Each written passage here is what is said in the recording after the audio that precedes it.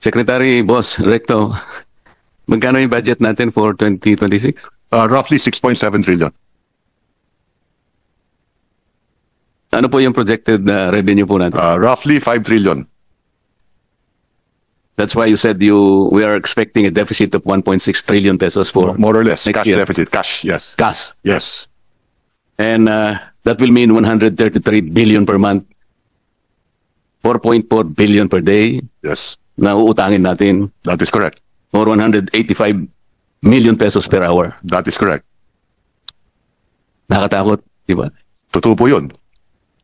Pero sabi mo kanina, wag tayong magalala kasi alam nyo, nasa ano pa naman ito eh. Manageable, sabi mo For kanina. as long as we grow faster than the debt, if the economy grows faster than the debt, then we outgrow the debt and we pay down the debt. That is the problem. Ang masama, if the debt is growing faster than the economy. Yun nga eh. Yes, sir. At ano na yung outstanding debt natin sa ngayon? Roughly 17 trillion.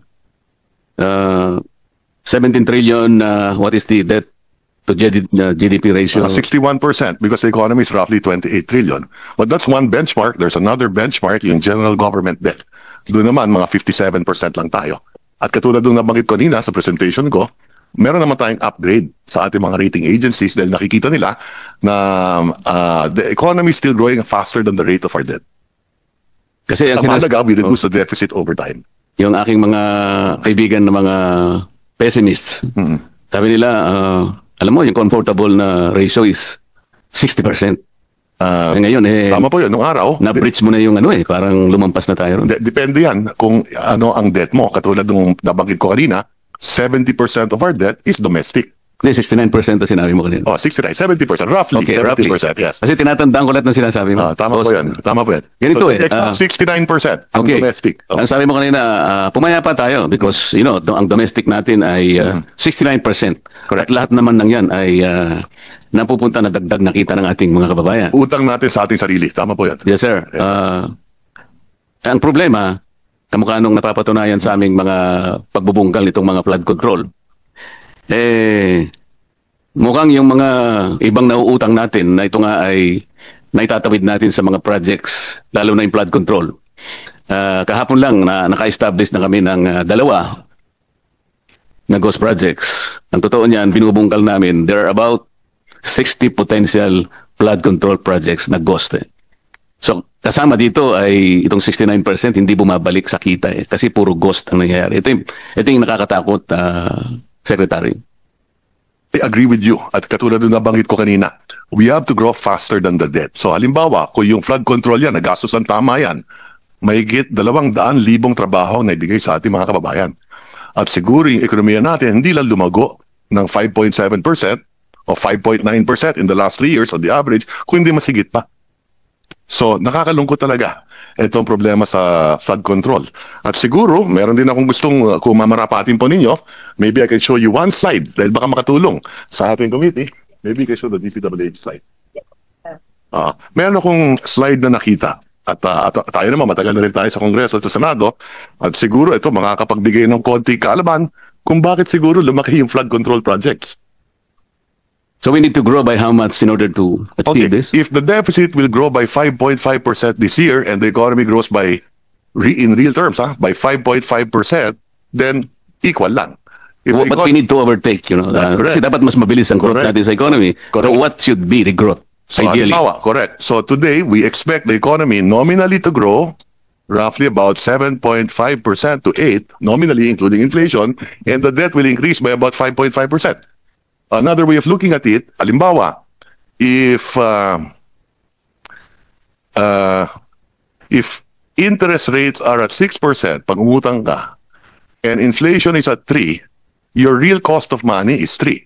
Yes. If the economy grows by 6%, panalo ka ng 3%. Kaya nga, yung 7.3 must be achieved na growth natin sa economy. Anything higher than the rate of debt, At the very least, 7.5. anything higher than the rate of debt, the increase in the rate of debt is positive. But ideally, we need to grow at 7.5 para lang. Ideally, if we could grow faster than that, even better. No, kasama na ang nominal yun, ha? Oo, nominal yun. Yung collection effort natin sa tax, Secretary. Yes. Opo. Comparable ba yun dun sa collection effort ng mga Asian countries? A very good Kasi question. baka yun ang dapat nating tingnan. That's correct. Very good question. Yes, we do have a slide on that. The average revenue to GDP ratio in ASEAN is 16.5%. So tayo, nandun tayo sa 16.5%. So Okay, lahat tayo. yung benchmark namin sa DOF. Tinitignan natin yung mga international best practices at dito sa ASEAN, yung benchmark dyan, yung revenue to GDP, roughly 16.5, nandun tayo. Ang ASEAN average is 16.4. So tayo last year 16.5, so 0.1, mas maganda yung atin. Kasi Secretary, Mr. Chair, nung binabalikan ko yung ating nakaraang kasaysayan, 1965 for example, 1 year old pa lang ako nun. wala ka pa siguro noon. 1 year old, 1 year old. Si Chairman wala pa eh. Per capita GDP, we're number 2 in Asia. That's correct. Pagkatapos tinitingnan ko Sunod yung... sa Japan. Ha? Sunod sa Japan. Sunod tayo sa Japan. Tama. Pagkatapos talagang maiiyak ka, malulungkot ka, bakit paunti-unti tayong bumababa? Hanggang sa ma-overtake na tayo ng Brunei, na-overtake na tayo ng Singapore. Dahan-dahan, ngunit consistently na-overtake tayo per capita GDP. Nakakaiyak talaga, na-overtake na tayo ng Malaysia, na-overtake tayo ng Thailand, and then Indonesia. Tama po yun. Nakakalungkot talaga. And officially, last month, we were overtaken by Vietnam. Tama po? Size of the economy, I think mas malaki pa rin ang Pilipinas ng konti. Yes, but trajectorily, I am talking about per capita GDP. Yeah, that's possibly, yeah, Officially, that's correct, yes. na-overtake na po tayo.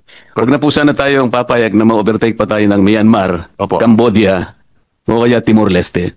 Baka maiyak na po tayong lahat, Secretary. and that's why we gotta get our act together, both the executive and Congress. Yun nga po eh. Yes. Secretary, magsasegue ako ng konti. Opo. Meron po kasi akong panukalang batas. Dahil nire-review ko po yung mga ayudang nangyari sa panahon natin ngayon. Meron po tayong 5 klaseng ayuda eh. Yung isa po, conditional, ito po yung 4Ps. Yung iba po, walang guidelines, walang condition. Meron tayong MAIP, meron tayong AIX, meron tayong TUPAD, meron pang AKAP yata, ma'am. AKAP. Pagka po sinuman natin itong 5 ayuda na binibigay sa ating mga kababayang nasa panig ng Maralita, Secretary, Opo. correct me if I'm wrong kung nagkamali ako ng pag-compute, pero parang 194 billion pesos lahat eh. Tama po yan. Karamihan yan sa DSWD. Yes, sir. Pag sinama Ngayon mo po, pa yung MAIP, TUPAD, yung MAIP sa health yan, yung Opo. TUPAD, DOLE, Yes. yung AIX, DSWD, and so on and so forth. Correct. 194 billion pesos. Ngunit wala pong record kung ilan po yung nabibigyan. Kasi naghanap po ako, nagtatanong-tanong, talagang hindi ko po ma-ascertain. Kung talagang yung 5 ayuda na yon ay napunta dun sa talagang dapat kapuntahan. Yeah. Ang iniisip ko po kasi, yung pinakamahirap nating segment sa population, numbering about 5.5 million households, or about 25 million to 27 million po Filipinos.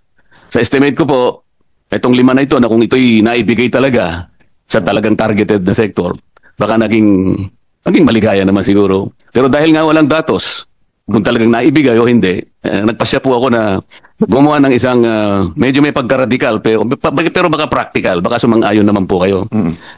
Ang akin pong naisip, nakita ko po kasi yung napakataas po na presyo ng kuryente sa ating bansa.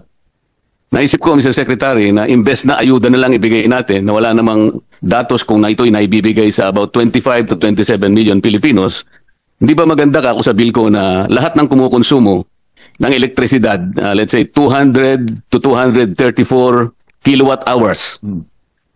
Ilibre na po natin yun. Kasi po, pag kinuwenta ninyo yun, that will only be 120 billion pesos. Makakatipid pa po tayo ng about 74 billion. Ito, sigurado pong nasa kanila, direkta na nating may bibigay. Kesa naman sa kolektahin po natin, pagkatapos ipamimigay bilang ayuda, wala namang guidelines. Libre.